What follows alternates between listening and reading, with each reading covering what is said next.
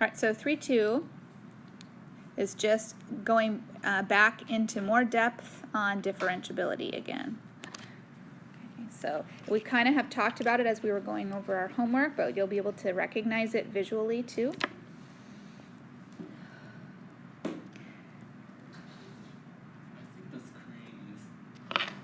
Thank you.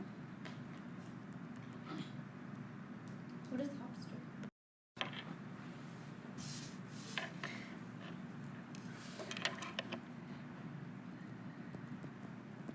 All right, so remember the difference is that differentiability requires continuity, but not vice versa.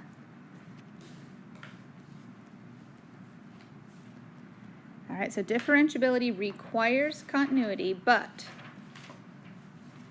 continuity does not require differentiability.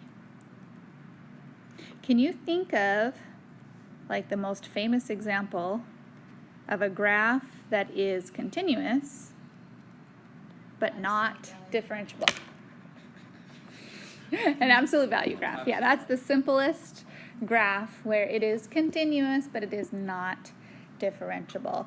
And so the one implies the other, but the other is not. When you go vice versa, it doesn't work. It's not required. All right, so samples of non-differentiability. You can just tell, okay, anything with a corner. So there's your classic absolute value. Anything with a cusp. Okay, your classic graph where the concavity is the same on both sides, but the slope is different. That forms a cusp. Okay, or a vertical tangent.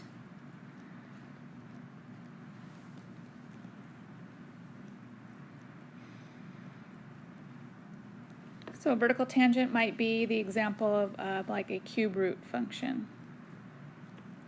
And a cube root has a vertical tangent right there. For an instant, it is completely vertical.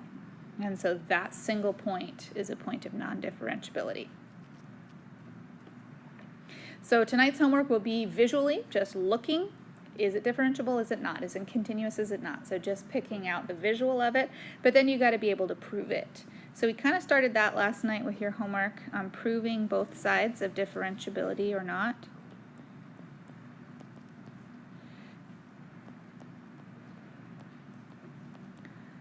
All right, so to be able to do that proof, you got to check the checkbox. Okay, so the first checkbox, you got to prove continuity with the 3 steps that are required to prove continuity.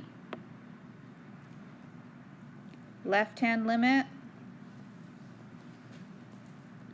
right-hand limit, and point itself.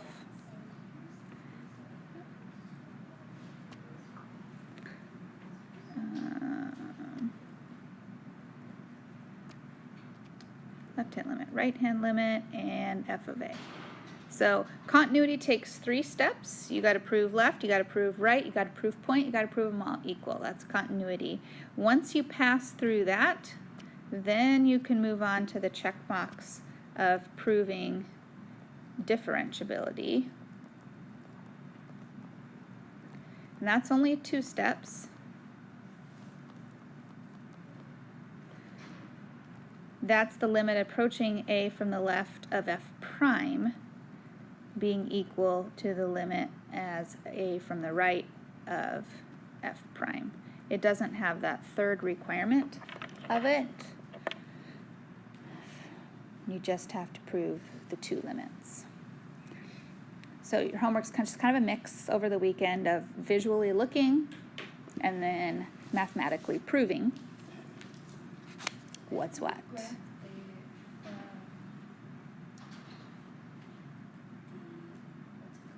Derivative? The derivative of a graph, can there be a hole and still, that's like, Mm-hmm. what it always is, right? Right. It's a- So say you were doing if it's a your square. absolute value or something, okay? So it's a continuous, it's derivative graph then Yes. would be a horizontal line with an open hole followed by another horizontal line, constant value, with another open hole. And that's -1, that's +1. So Unless it's greater than a cube, there'll be a hole in the derivative graph. unless it's greater Or than a or cube. greater. If it's a square root graph and you're graphing the derivative. A there'll be square hole. root No, graph? sorry, a square. A parabola. Yes. No, parabola will not have a hole. Okay, the derivative of a parabola, what's the derivative of anything squared? It's a line. So that derivative is just going to be a linear graph. Perfectly. Can there be a hole though? And it be continuous? Well, I mean, Nope, there would be no hole because the polynomial, the parabola, is completely differentiable everywhere. There are no corners. okay. The only thing that would make a hole is if there was a corner in the original graph, a cusp in the original graph would make an asymptote actually, so it would make a gap, or a vertical tangent. I was just wondering, because when you said like prove differentiability, you don't have to prove like f power of a whatever. Just like that's just implied because it's always the case. Correct. Yes. How about the functions that are oscillating too fast? Mm-hmm. That creates a whole bunch of vertical tangents. Well, a function that's oscillating is discontinuous. So it can't even. So Right. since it's discontinuous, it's certainly not differentiable because every point has a different slope. You're switching from slopes that are positive to negative so fast. That's an oscillating Right, that one discontinuity. on decimals here, I try to zoom in, then my iPad is lag too much and it dies. Yeah. There's too many points inside. Yes. Yes, that's the sign. It's the best one for that. The oscillating is sine of 1 over x.